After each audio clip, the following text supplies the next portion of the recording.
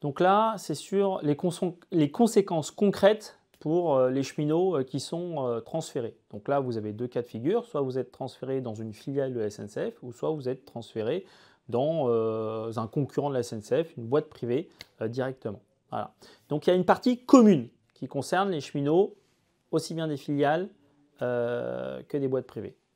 Un, c'est la loi de 2018. Que dit la loi de 2018? Elle dit, pour les agents statutaires, vous regardez votre système de retraite, voilà, et il n'y a pas de licenciement économique pour les agents statutaires. Par contre, il peut y avoir un licenciement disciplinaire et un licenciement pour inaptitude. Il y a la partie convention collective, donc là qui concerne vraiment tout le monde. Dans la convention collective, on retrouve quoi? L'organisation du travail, mais une organisation du travail de la CCN, celle que nous avons combattue en 2016, rappelez-vous, eh ben, il y a dedans la possibilité d'avoir un double RHR. Il y a également les prises de services décentralisées à 50 km. Voilà. Il y a 30 repos doubles au lieu de 52 repos doubles qu'on a aujourd'hui. Il n'y a pas d'accord 35 heures. Voilà, ce qui veut dire concrètement pour les roulants, 10 RM en moins et pour les sédentaires entre 8 et 14 RQ en moins. Et puis, le temps de travail sans coupure peut aller jusqu'à 10 heures au lieu de 8 heures. Donc ça, c'est la partie organisation du travail. Il y a la partie classification rémunération avec 152 emplois types. Voilà.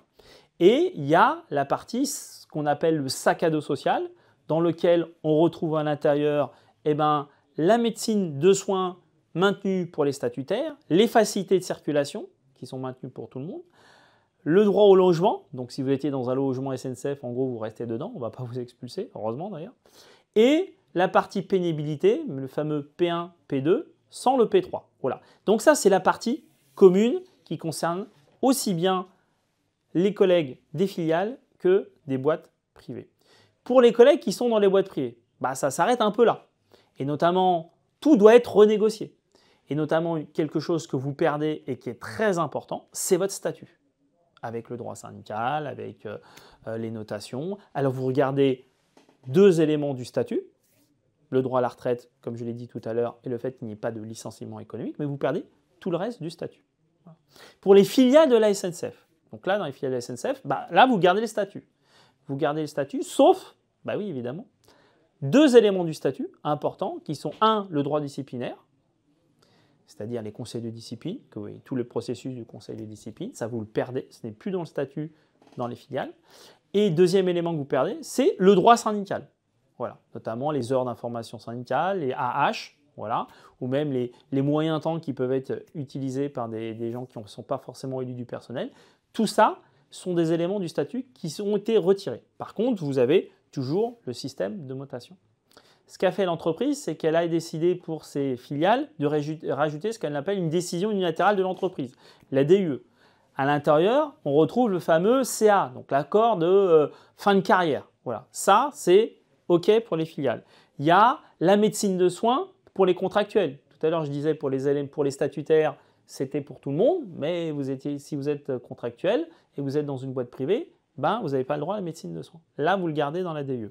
Vous avez les parcours professionnels, accès au TGV par exemple, les mutations, voilà, si vous voulez être muté, vous voulez changer de région, vous êtes en région parisienne, vous voulez partir en province, la mutuelle de groupe qui est en ce moment en train d'être négociée, donc ça effectivement, ça sera évidemment dans les filiales, les mesures d'action sociale et l'allocation familiale supplémentaire, donc ça c'est, alors l'allocation, l'AFS est maintenue dans le cadre du transfert, y compris dans les boîtes privées. Par contre, les nouveaux embauchés n'y ont pas le droit. Là, les nouveaux embauchés, ils ont le droit à l'AFS. Et les mesures pénibilité, P1, P2 et surtout le P3, ce qui n'est pas le cas pour si vous êtes dans les boîtes privées. Par contre, qu'est-ce qui reste à renégocier? Qu'est-ce que vous risquez de perdre?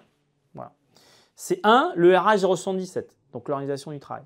Tout ça, RH 077, vous le perdez maximum au bout de 15 mois, donc il y a un nouvel accord, une nouvelle organisation avec des modifications qui seront mises en place. Voilà.